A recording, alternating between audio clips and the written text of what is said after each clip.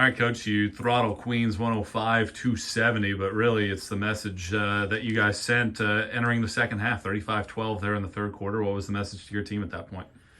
The message was, honestly, that if we had all play as hard as Michaela Alvey, some good things would happen. And it's not that there weren't individual people playing hard. I just didn't think the starters got off to a great start with their energy.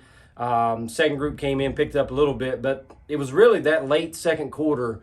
And we're scoring. We're just not stopping them. I mean, we're allowing them to do whatever they want to do. We're fouling them on three-point plays, putting them at the free throw line, and it just wasn't very good from an effort standpoint. And that was the entire message at the half, was about effort, because we saw Michaela give great effort and read passes and get those steals. So I was very pleased with her, and that's why we changed the lineup, obviously, coming into the third. You shoot above 50% in 3 of 4 quarters, now 8 of the last 12. Why were you able to have yet another really efficient shooting night? You're going to have to repeat the question. Getting interrupted by your father here. Yeah. Why were you able to have another really efficient shooting night? Well, one, we have good players. I feel like we've had that question a lot. You know, we have good players. We spend a lot of time at it. We ask them to spend a lot of time at it. No one's having to force a bunch of stuff. They've got good players around them. And if they just let the game come to them, you know, they're all probably going to have an opportunity to score and shoot when it's their turn. And, you know, I thought especially in the second half, they certainly played that out to perfection. Skylar Boshears, 9 of 11 from the floor, 20 points. Addison Bird, 7 of 10 from the floor. Those two kind of hadn't gotten going yet, but they were able to get going today. What did you see from those two? Well, Sky started okay, but I wasn't really happy with her from a defensive standpoint, and she played much better in that third quarter and with a lot of effort. And, of course, that hard, you know, with her playing that hard, she was able to go out and score. And when she can get going like that, that's the thing. Like, she can get going like that. Bird can get going like that.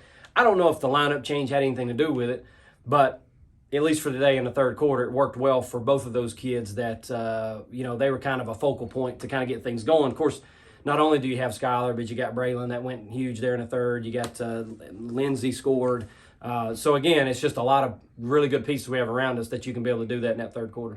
Obviously, the turnovers were big, but it felt like Queens was getting inside a lot in the first half. What adjustments did you make to limit their ability to penetrate in the second? Well, it wasn't, again, it wasn't about an adjustment. It was about an adjustment mentally about how hard we're going to play and what kind of effort we're going to play with. Now, sometimes, and at least we've seen this in the last 3 games, by the time we get to the third quarter, you know, our opponent's gassed a little bit more, and so it's a little bit easier to stay in front of them because we're fresher than they are, but I do think that we played harder. We had better effort to just get down and guard somebody and play defense, and obviously when we do that, we can stop people. Braylon Weichel, 1,000 points now for her career. She's now at 1,009 after a 21-point effort tonight.